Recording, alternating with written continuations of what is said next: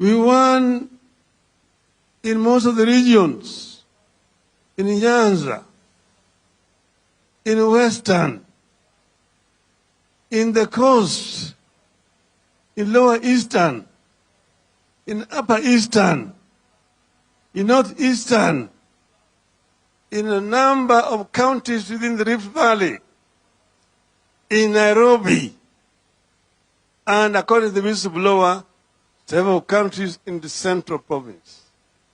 With those kind of statistics, how could we lose elections? So we know that we won elections. And that's the reason why we talk with a lot of confidence that we won the elections. And people know what transpired. People saw what happened at Bomas of Kenya on the 15th of August. It has never happened anywhere in the world where the Electoral Commission, where the referees in an election disagree publicly. Out of 7 members of the Electoral Commission, 4 said no to the results which were being announced by the chairman of the Electoral Commission. Only 2 said yes jointly with their chairman. Under normal circumstances, those results should not have been accepted. They should not even have, nobody should even have announced them. There was a dispute within the Electoral Commission. And that's why we talk with confidence. 3 and 4. My little knowledge of arithmetic tells me that 4 is bigger than 3. For the first time, we have seen a new math where 3 is bigger than 4. We will not tire telling the truth.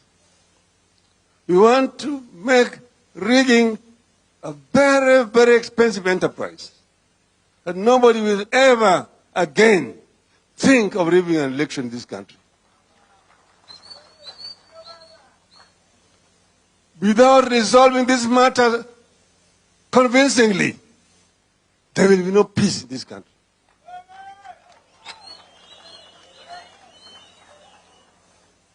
Kenyans will not go back to elections in 2027 and the election will be rigged again. It will never happen again. And we are going to tell them why it will not happen. It will not happen because Kenyans will not accept it. Now we have said that we want to see the truth. We have said that everybody was at fault. When we went to the court, we thought we would get justice in the Supreme Court. We did not get justice. All we got was insults. Insults, matusi matupu. Kwa hivyo sisi tumesema hata Supreme Court itachunguzwa. Itachunguzwa. Hii uamuzi ili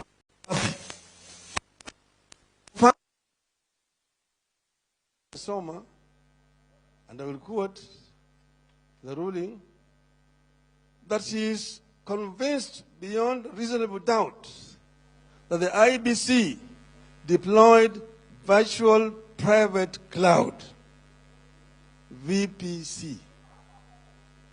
Virtual private cloud. I don't know whether she was aware of what she was saying. At no time during the petition did any party submit that IEBC deployed a virtual private cloud. It was never an issue. We never submitted on it. Neither did the defense bring it up. How did it come in the ruling? It shows that the ruling was written somewhere by somebody else.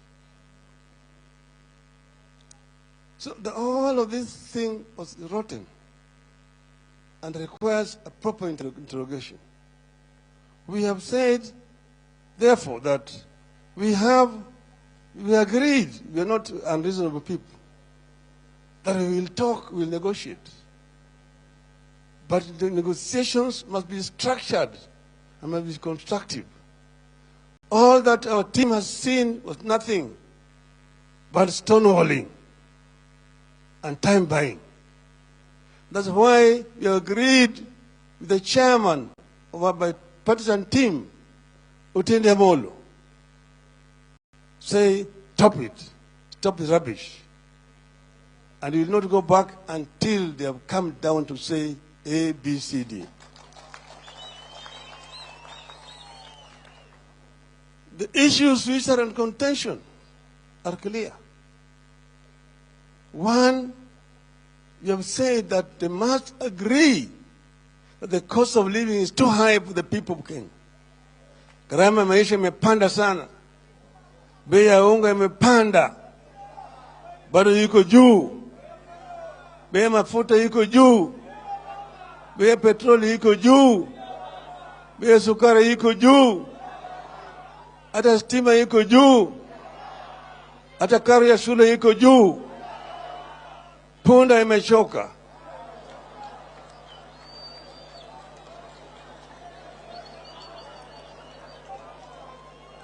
As if to add insult to injury, wamekuja na kitu inaitwa finance bill. Finance bill, which is an insult to the people of Kenya.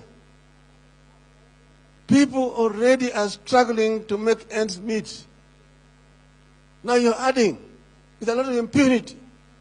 Alafu nasema ati wapende wasipende. Hiyo lugha tulijua sana. Wakati ya bwana Salat na bwana Sharif Nasir na bwana Kariki Shotara. Wapende wasipende. Hiyo lugha tulizika. Hiyo lugha tulizika. Si punda yako. Mbona tuweke mzigo. There will be no taxation without representation. Hiyo ndio ilileta mapinduzi Amerika. Kama hujui. Kwa hivyo huwezi kuongea na madaha na maringo. Atuwe huko na wabunge ambao wamenunua. You have a false majority of members of parliament. I want to tell you that those people do not represent the people of Kenya. Those people are going to vote for you merely because you have bribed them. But the people of Kenya don't support it. And we are urging the people of Kenya to withdraw the delegated sovereignty to parliament over this issue. That what parliament passes does not bind the people of Kenya. And the people of Kenya will be entitled to come out and protest and resist repression by this regime. You have said it's not acceptable. Secondly, you have come up with a housing levy. Housing levy. You remember housing levy? Mimi najua sana. Wangekuja kwangu kwa mafunzo. Ningewafundisha. Hawajui. You cannot introduce additional tax when the economy is in depression. You can't do it. And where did you get the 3% from? If you're saying it's investments, how about the employer? 3%. Investment, employers investing in what? Additional tax of 3% on an employer. That is completely unsustainable. So we said this thing need to be shelved and must be shelved.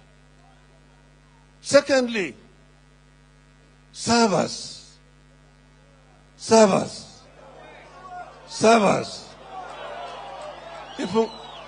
Ifunguliwe. Sifunguliwe. Kama ifunguliwe. Sio? Maana yake wengine wanasema ati servers zilifunguliwa, ati inaona kama bwana Halwali anamwambia Sifuna ati masanduku 4 boxes zilifunguliwa, iko sawa sawa. Hizi masanduku si saba. Bwana Halwale, rudi kwa shule. Saba ni ile ambayo ilirushwa kwa runinga kutoka kwenye kituo cha kupiga kura na ingine kutoka kwa ile ya constituency, na moja kwa moja ikaingia ndani ya nyungu ambayo inaitwa kwa kimombo saba. Sanduku ya kura si saba, Bwana Halwale. Sasa tumesema hiyo saba mpaka ifunguliwe. Tulisikia kwamba wameweka vijana 2,000 ambayo wanajaribu kubadilisha maneno ndani ya hiyo saba. Tunawaangalia, tunawaona, mwambie we, mtaona mkicheza.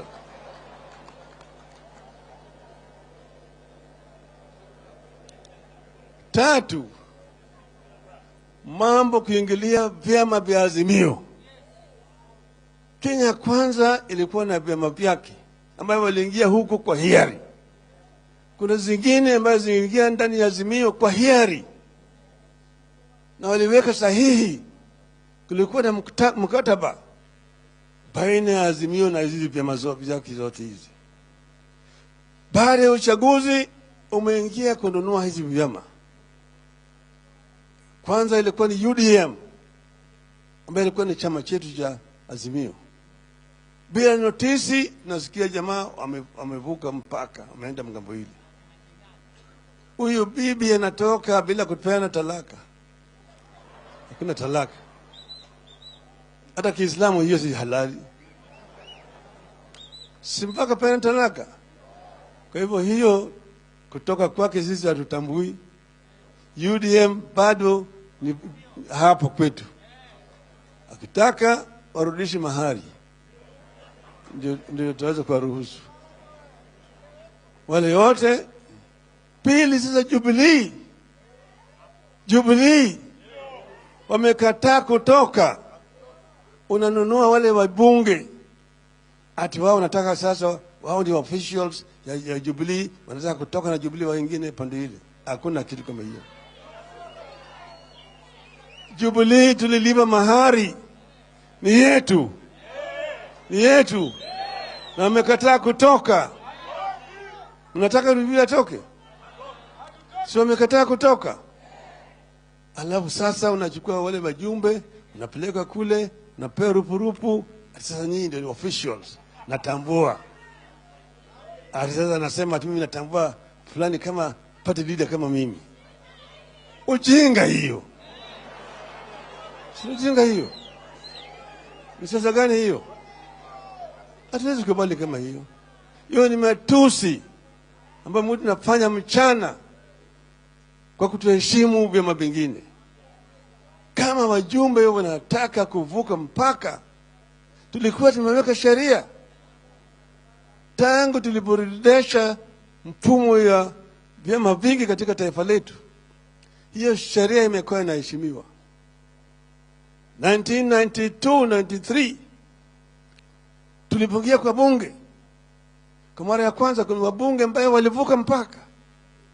Wa kwanza alikuwa anaitwa Charles Likoa, mwingine Dr. Protas Mamanyi kutoka Bonchari. Walienda kwa by-election. Apili Wawire kule Malava alirudi kwa by-election. Javan Shavanga, Bwana Omani na Jafet Shamala alirudi kwa by-election. Nicodemus Haneri alirudi kwa by-election.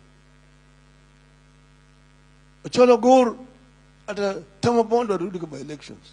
Wale wote ambao walikuwa wanavuka wanaingia kwa KANU walikuwa wanarudi kwa by-elections. Kwa hivyo hao wabunge wa Jubilee ambao wanataka kuingia Kenya Kwanza warudi kwa by-elections. Warudi kwa by-elections. Tumesema juzi na tunarudia tena hapa, tunaambia registrar wa political parties and the Ritu, jichunga sana, chunga sana. Hatuwezi kukubali uingilie mambo ya ndani ya chama na kufanya mapinduzi ndani ya chama. Hiyo sio kazi yako. Chama ni wanachama, na juzi Jubilee iliandaa mkutano wao kubwa zaidi kule katika Rescos, na tulikuwa kama wanaazimio, na wakapitisha resolutions pale kamili ya kutoa wale jamaa kwa mamlaka na wakapeleka huko. Tunataka wale officials ambao wameletwa wapya wasajilishwe mara moja. Hatutaki register political parties ambayo mtumishi wa umma kujaribu kufanya siasa na vyama vya siasa. Yeye ni mtumishi, na kama yeye anacheza atoke. Asipotoka tutamtoa hii. Maana yake sasa yeye amekuwa mtumishi wa ikulu, wa State House. Anatumwa na ikulu. Kwa hivyo yale ni watu, ni masharti ambayo tumesema mpaka yatimizwe kama timu ya Oktindi ya ujarudi huko kwa hii mazungumzo. Tunaelewana vizuri. Ingine sisi tumesema ati sasa wale ambayo wataendelea na mazungumzo ni wao peke yao. Sisi kama wanaazimio hatutaendelea na mazungumzo na hao watu.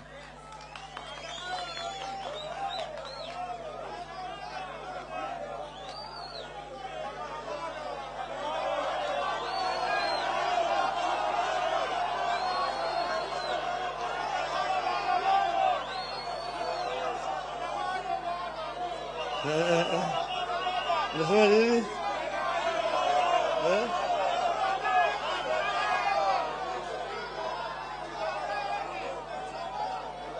Hello?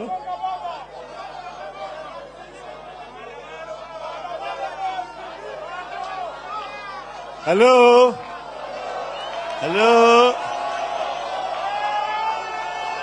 Hello? Hello? Asanteni. Asanteni, tumesikia. Hello?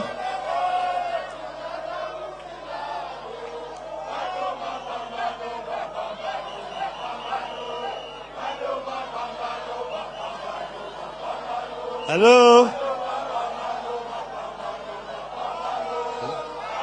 They are saying, tangazo maandamano, because they are shouting in here.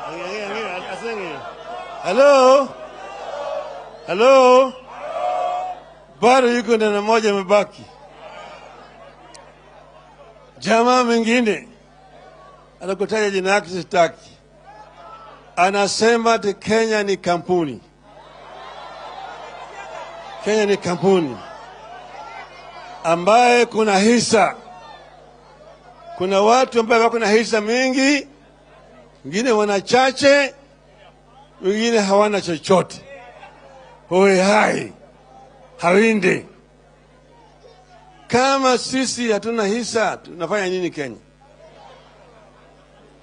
Kwanza, amesema kwa ajira ni wale ambao walipiga kura tu kwa Kenya kwanza watapata ajira.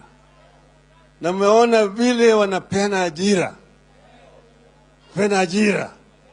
Jamaa anafanya kama yeye haishi hapa Kenya hii. Ukisoma Kenya Gazette kila wiki, eneo moja peke yake. Peke yake. Peke yake. Tunataka kuambia kwamba Kenya iko na makabila 45. Na kuna mmoja ambaye iko hapa kwa kibali au kwa mwaliko ya mingine. Wakenya wote wako hapa kwa haki yao. Na wote wanatoa ushuru. Wote wanatoa ushuru. Hakuna eneo ya Kenya ambayo watoa ushuru. Unasanya pesa kwa watu wetu, alafu wewe unatumia hiyo kwa maendeleo pande yako peke yake. Ajira kali unapaka kabila yako peke yake. Kabila yako peke yake. Wanaongea hata lugha yao peke yake katika maofisi ya serikali. Hizi ni matusi. Ni matusi. Huna haki Bwana Ruto kufanya hiyo kwa Wakenya.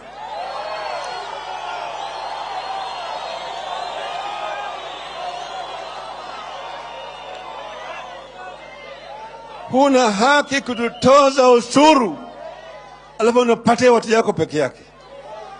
Kazi unapatia watu yako peke yake. Kila mahali ukipatia Mkamba unatoa ati hata Mkamba amepata. Hata Mjaluo amepata. Hata kama Mkisii amepata. Hao ni Wakenya. Unaajiri PS permanent secretaries 51. Hakuna hata Mkisii moja huko. Hata moja. Hata katika cabinet yako.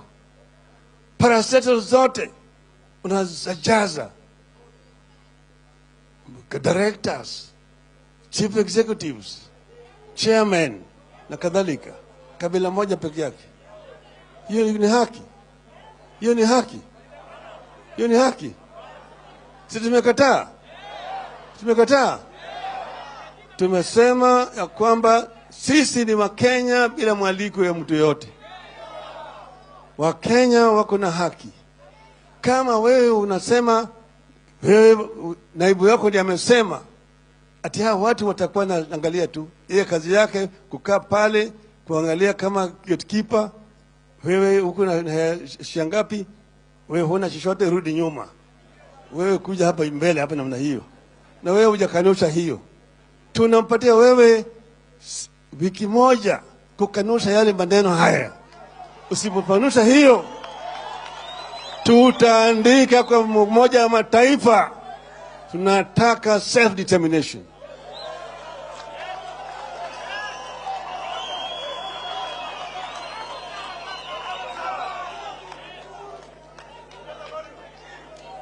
We are Kenyans by right. We cannot be discriminated against every day. We got a new constitution with the Bill of Rights, which must be respected by this government. You continue to violate the Bill of Rights in our constitution, discriminating against other Kenyans. And we are saying that this must stop forthwith. And we must begin the process of correcting all these imbalances so that we know how many ministers do you have and where do they come from? How many permanent secretaries do you have? Where do they come from? Parastatals, how many are they? And who will the leaders come from where? And so on. So that every Kenyan community must feel completely accommodated in the government. Kwa hivyo sisi kama wanazimio hatutaki fujo. Tunataka amani. Tunataka amani. Lakini ili tuwe na amani mpaka tutayarishe kwa vita, sio? Sivyo? Sivyo? Kwa hivyo tumemwambia Bwana Ruto ya kwamba kabla tujafika kwa ile mambo yako ya budget, mambo yale yote yarekebishwe. Sivyo? Isipofanyike namna hiyo, unajua. Unajua. Si unajua? Si unajua? Unaunga mkono? Unaunga mkono? Azimio la Yata. The Yata Declaration. The people of Azimio assembled here in Yata declare, one, that the cost of living must be come down. Two, that the servers, the presidential elections, 2022, must be opened for auditing.